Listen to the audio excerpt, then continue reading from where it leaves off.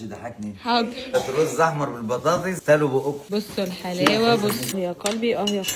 ايه الكباب والكفته التحفه دول. الاكله دي مفاجاه. يلا بينا. حبه من الصوص ده كده، كباب والرز بالبطاطس سيبهم مع بعض على اللحمه الدايبه دي كده. يا قلبي. اول حاجه زي ما دايما متعودين، حاجاتنا كده كلها محطوطه قدامنا بنظام، مغسوله كويس. اهم حاجه النظام والترتيب والنظافه. اكل بالنظام ده بيطلع تحفه. اهم حاجه لنجاح الرز الاحمر بالبطاطس ان انتوا تظبطوا مقدار الرز مع الطماطم والميه. فهتحتاجوا 3 كوبايات من نفس الحجم بالظبط، واحده هتحطوا فيها رز، واحده زيها بالظبط طماطم، وواحده نصها يكون ميه مغليه. هو ده المقدار اللي هيطلع لكم رز احمر بالبطاطس خطير مظبوط ومفلفل ووهمي. اول حاجه حله على النار، نستنى الحله تسخن. زيت، ماشي. السمنه بلدي. كبشه بابا قول ما كبش تتكسفش. كبش السمنه بلدي. الزيت بس يمشي. بحب يعني بدي حته غناوه يعني. بتحب تخدم الاكل. بحب اخدم الاكل، لكن اللي اعمله بزيت بس يبقى جميل هيبقى خطير جدا برضه. وطعمه حلو وكل يعني مش هيختلف. وزياده نكهه احط معلقه سمنه بلدي الاصفر. يدوا نكهات مختلفه. ما نحرمش الرز يعني ما نحرموش من حاجه. اول حاجه هنزل ببصله مفرومه. اوبا. الناحيه الثانيه برضه بصله مفرومه. احنا عشان بنعمل حلتين رز يا جماعه. قلب هنا قلب هنا.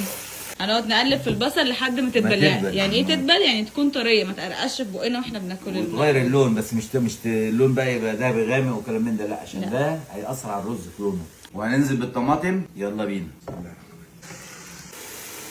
نقلب تقليبها كده، بصل مع الطماطم. الرز الاحمر بالبطاطس مشكلته المقادير تكون صح، النار هي اللي في ايديها. شاية الرز تعجن الرز دي غير الرز الابيض خالص. ان الصلصه على طول بتلقط النار، تبص تلاقي الرز نشف من تحت. اي حاجه في الدنيا فيها طماطم بتشد بسرعه. وبعدين تلاقي الميه عايمه من فوق، انت تبص تحس ان لسه الرز ما شربش، هو نصه من تحت يكون نشف مع الطماطم. بعد ما قلبنا البصل بالطماطم هننزل بالملح على قد الكميه طبعا. يعني تقريبا كل كيس رز معلقه ملح كبيره مش مهرمه. ماشي يا مي، انا بركاوي. بعدين ننزل فلفل اسمر نص معلقه صغيره تقريبا على كيس الرز. شويه كمون نص معلقه صغيره برضو. المرقه بقى اختياري. لا مرقه ايه؟ لا ما بحبهاش. المرقه دي خلاف الاكل. الرز ما ينفعش، بتغير طعم الرز.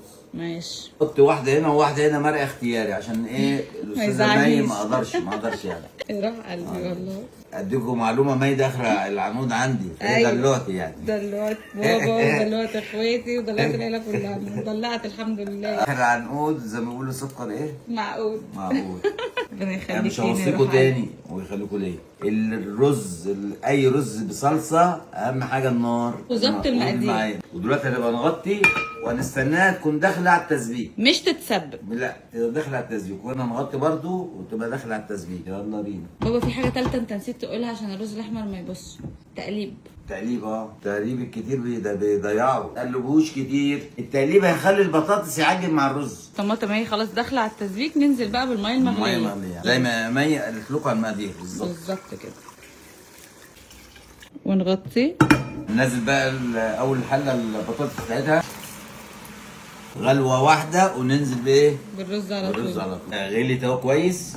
ننزل بالرز. المقادير زي ما قلت لكم بالظبط. نقلب كويس عشان البطاطس توزع فوق وسط الرز تحت لفوق. يا جماعه انا بحب الرز الاحمر بالبطاطس من بابا بطريقه مش اي حد بيعرف يظبطه على فكره بجد. استاذه يعني. اول ما اخد غلوه هاجي اقلبه من تحت. هتبدا حتى تحس من تحت رز مسك. كل ما تعملي حته تلاقي الميه نزلت، اللي فوق دي بدات تسترسب على تحت، هتسمعها صوت. ايوه. وهدي النار. ماشي. وسابيها مع نفسه بقى، البخار بتاعه هو بيسويه. جه في دماغك مثلا طب ما هو اقلبه لا سيبوه. قلبنا الرز مع الطماطم مع البطاطس، بس اول ما هيدي غلوه هنديله كمان تقليبه. وبس كده نوطي النار عليه. بس لا تقريبا من تحت. ايوه من تحت قوي. بعد كده نوطي النار كله كده خد غلوه. ماشي. انا بص يا مايا من هنا سامع الصوت. بص عايزك تسمع الصوت تحت. بصي سامع؟ لو تاخرتي هيلزق. خلص. سمعتي؟ 7. ايوه. دلوقتي بص الرزايه هنا بقى. ايوه على طول بقى. دلوقتي ايه؟ نوطي النار ونسيبه يستوي. هو مع نفسه بقى لما تخرج. يا لهوي على الريحه، يا لهوي، عايزين نعمل لهم كشري والله. بصراحة عملت كشري يا مي، والله العظيم ما مجاملة، أحلى كشري كلت في حياتي. لا حكاية ما بهزرش حبيبي والله العظيم ما بجاملك. دلوقتي بقى بابا دايما بيعمل لنا حاجه كل يوم، قرر يصورها معاكم، ان هو بيحيي الاكل البايت، بيخليه كانكم لسه جايبينه من بره والله العظيم، او كانكم لسه طابخينه. بصوا دي دلوقتي كباب والريش وكفته كانوا عندنا امبارح. بصوا بقى بابا بيعمل ايه عشان يخلوها كانكم لسه عاملينها النهارده فريش. طيب عشان كان قريت انا كنت سالته في التعليقات، قلت له يا مي طب ايه بقى الصينيه اللي في اخر الفيديو ديت اللي فيها وصينيه كفتة. شكلها حلو وكلام من ده. انا قلت لمي لا ده انا هنحكي لهم نعرفهم ده الاكل بايت عملناها صينيه ازاي، ديت حاجه حلوه هتفيدكم. حط ورق الزبده كالعاده، بلف ورق الزبده. اي اكل حتى فراخ حتى اي لحوم بايته كانك طالبه اوردر وهيجي لك فريش. اللي انا هعمله ده دلوقتي، عندي كميه من البصل وكميه من الفلفل الالوان الحامي والرومي، ملح على البصل، ملح برضو اللي هنا، فلفل اسمر. ماشي هنقلبه كده ندعكوا في بعض، دعك دوت مش كده، نص الكميه تحت ونص كميه فوق. استاذه يا مي بابا ممكن نزيد شويه طماطم؟ لا طماطم مي هتعمل لها صلصه. ايوه ماشي، يعني يبقى الكباب ده راح في ضاع. اقتنعت. ادلقها يا بابا، تحطوها تحت بالكباب.